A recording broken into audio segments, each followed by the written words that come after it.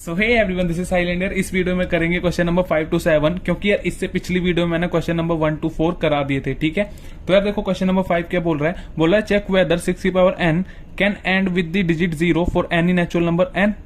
Check करना है क्या 6 की पावर n एंड हो सकता है with digit 0 for any natural number n।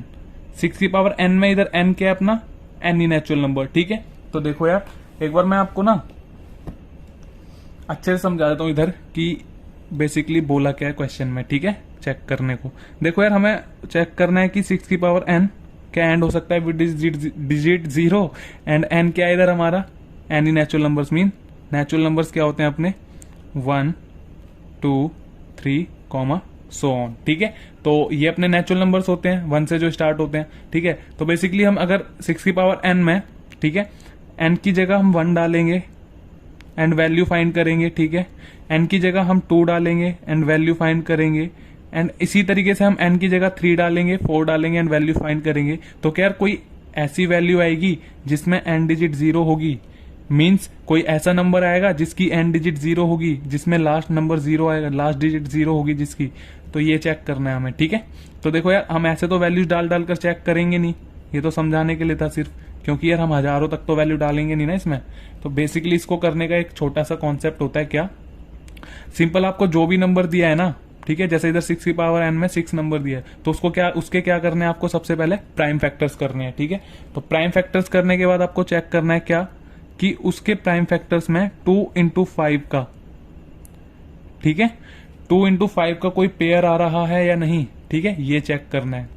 अगर उसमें उसके प्राइम फैक्टर्स में 2 into 5 का कोई पेयर आ रहा होगा तो वो क्या होगा, एंड होगा विद डिजिट 0। अगर नहीं आएगा तो क्या हो, कोई पेयर नहीं आएगा 2 into 5 का तो वो एंड नहीं होगा विद डिजिट 0।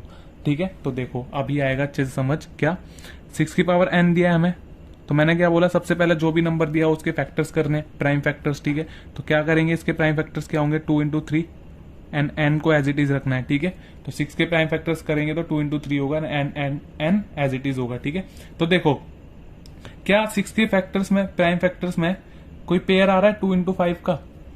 देखो इधर क्या पेयर आ रहा है कोई 2 into 5 का, नहीं ना, तो इधर हम लिखेंगे since the prime factors of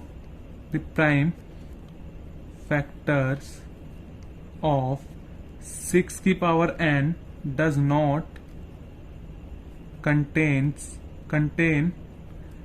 any pair of 2 into 5। ठीक है, कम से कम एक पेयर तो आना ही चाहिए। ठीक है, तो भी वो क्या होगा, एंड होगा विद डिजिट 0। ठीक है, बट इसमें तो एक भी नहीं आ रहा, तो इधर लिखेंगे since the prime factors of 6 की power n does not contain any pair of 2 into 5, hence 6 की पावर n कैन नॉट, ठीक है, कैन नॉट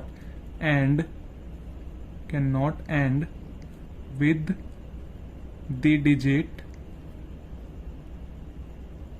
0। एंड एक और चीज लिखेंगे इधर, फॉर एनी नेचुरल नंबर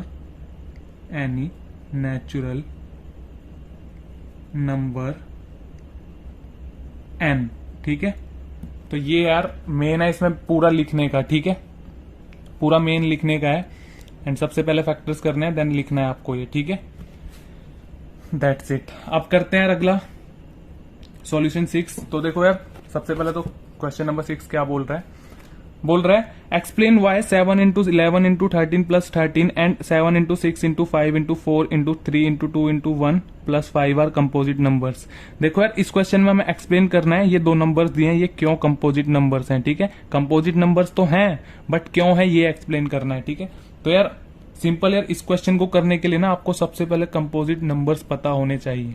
ठीक है, तो एक बार मैं बता देता हूँ कंपोजिट नंबर्स क्या होते हैं। कंपोजिट नंबर्स यार ऐसे नंबर्स होते हैं जिनके 2 से ज्यादा फैक्टर्स होते हैं। ठीक है, the numbers which have more than 2 factors are called composite numbers. ठीक है, 2 से ज्यादा फैक्टर्स होते हैं जिन नंबर्स के, कंपोजिट नंबर्स होते हैं। ठीक है, तो यार सिंपल लैंग्वेज में मैं बताऊं ना आपको कि इस क्वेश्चन को करना कैसे है, तो यार आपको बेसिकली इस क्वेश्चन के ना सॉल्यूशन में, ठीक है, इस क्वेश्चन के इन नंबर्स को इस तरीके से सॉल्व करना है एंड इसके सॉल्यूशन में ना आपको इन नंबर्स के 2 से ज्यादा नंबर प्रोडक्ट में दिखाने हैं। ठीक है, तो देखो कैसे, सबसे पहले पहला नंबर ले लेते हैं सॉल्यूशन 6 में। क्या है पहला नंबर? पहला नंबर है यार 7 इंटू 11 इंटू 13 इंटू प्लस 13 है, ठीक है, प्लस 13। तो देखो क्या बोला मैंने, इस तरीके से सॉल्व करना है कि इसके प्रोडक्ट में 2 से ज्यादा नंबर आने चाहिए, ठीक है। तो देखो कैसे, दोनों में कॉमन क्या आ रहा है, प्लस से पहले एंड प्लस के बाद 13 कॉमन आ रहा है ना, तो हम क्या करेंगे 13 कॉमन ले लेंगे। तो यहां से 13 कॉमन लिया तो कितना बचेगा अंदर, 7 इंटू 11 प्लस यहां से 13 कॉमन लेंगे तो 1 बचेगा, ठीक है। तो 13 as it is, 7 into 11 77 plus 1 equal to कितना हो जाएगा 13 इंटू 78, ठीक है। तो अब देखो हम इसको 78 को तोड़कर लिख सकते हैं, प्राइम फैक्टर कर सकते हैं 78 के। तो देखो किस तरीके से करेंगे, 78 को प्राइम फैक्टर्स कर सकते हैं हम कैसे, 2 से जाएगा 2 3 जा 6, 2 9 जा 18, 3 से जाएगा 3 1 जा 3, 3 3 जा 9, 13 1 जा 13, ठीक है। तो हम 78 को ये लिख सकते हैं, ठीक है। तो 13 इंटू में 2 इंटू 3 इंटू 13। तो यार देखो मैंने बोला था ना, इसके सॉल्यूशन में हमें 2 से ज्यादा नंबर्स प्रोडक्ट में दिखाने होंगे, ठीक है। तो ये क्या होगा अपने आप कंपोजिट नंबर होगा, ठीक है। इसका मतलब है ये 2 से ज्यादा नंबर प्रोडक्ट का मतलब है, 2 से ज्यादा नंबर्स प्रोडक्ट में मतलब है कि ये इसके मोर देन 2 फैक्टर्स हैं इस नंबर्स के, ठीक है, इस नंबर के। तो इसी तरीके से अब हम सेकंड भी करेंगे, बट इधर लिखेंगे सबसे पहले क्या, it is a composite number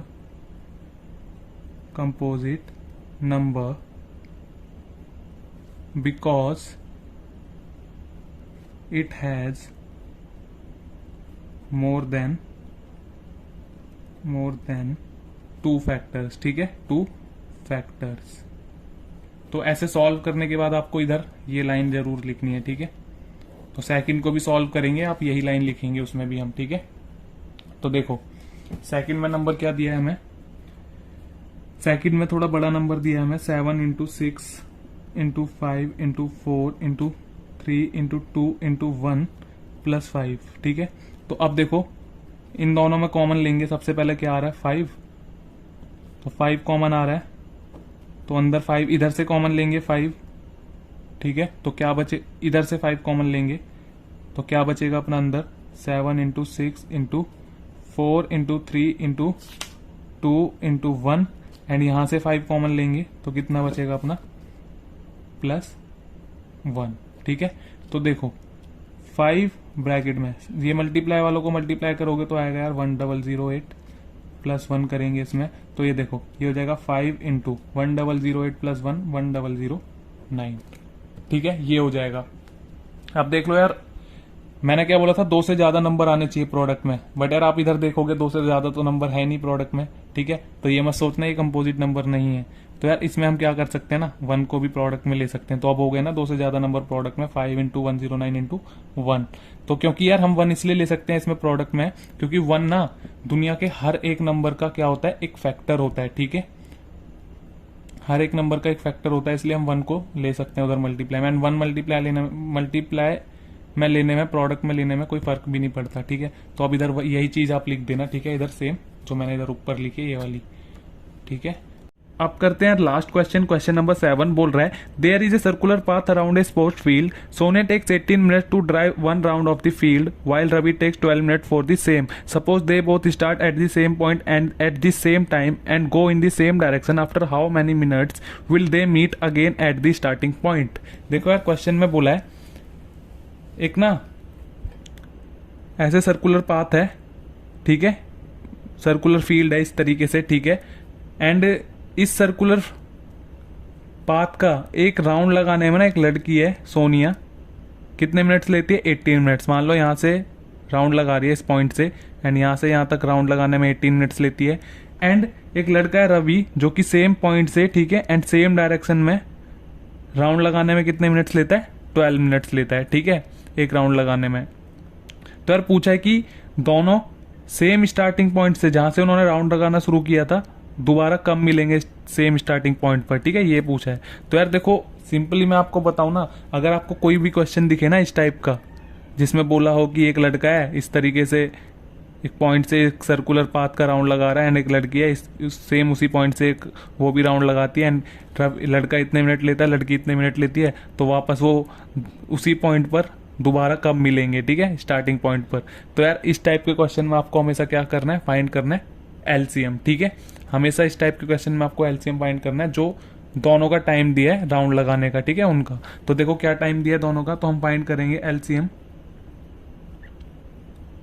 LCM of, क्या बोला, 18 मिनट्स लेती है कौन, लड़की जो है सोनिया, एंड 12, ठीक है, जो कि 12 मिनट लेता है लड़का जो रवि है, ठीक है। तो सिंपली अब हम क्या करेंगे, इन दोनों का एलसीएम फाइंड करेंगे एंड जो एलसीएम होगा ना इन दोनों का वही टाइम होगा जिसमें वो क्या करेंगे, दोबारा मिलेंगे स्टार्टिंग पॉइंट पर, ठीक है। तो देखो सिंपल हम क्या करेंगे, इसका एलसीएम फाइंड कर लेंगे प्राइम फैक्टराइजेशन मेथड से। तो 18 का प्राइम फैक्टर्स करेंगे सबसे पहले। तो 18 के प्राइम फैक्टर्स क्या होंगे यार, 2 से जाएगा, 2 9 से 18, फिर 3 से जाएगा, 3 3 से 9, देन 3 1 से 3, ठीक है। तो इसके हो जाएंगे 2 इंटू 3 इंटू 3 एंड 12 के भी करेंगे यार इसी तरीके से। 12 के होंगे 2 इंटू 2 इंटू 3, ठीक है, ये होंगे 12 के प्राइम फैक्टर्स। तो यार अब देखो मैंने हमेशा बताया कि एलसीएम फाइंड करने से पहले ना हमेशा एचसीएफ फाइंड करना, ठीक है, तो आसान हो जाता है एलसीएम फाइंड करना, ठीक है।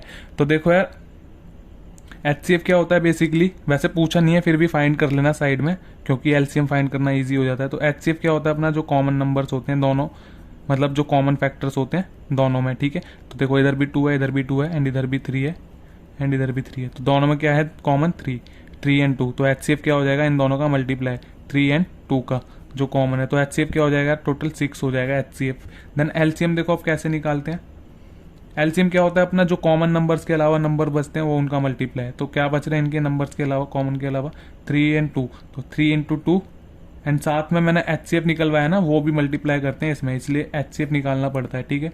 तो हो जाएगा 6 2 12 एंड 3 36, ठीक है, 6 2 12 3 36, ठीक है। तो ये हो जाएगा, तो 36 मीन्स 36 मिनट्स बाद क्या होंगे वो दोबारा मिलेंगे स्टार्टिंग पॉइंट्स पर, दैट्स इट।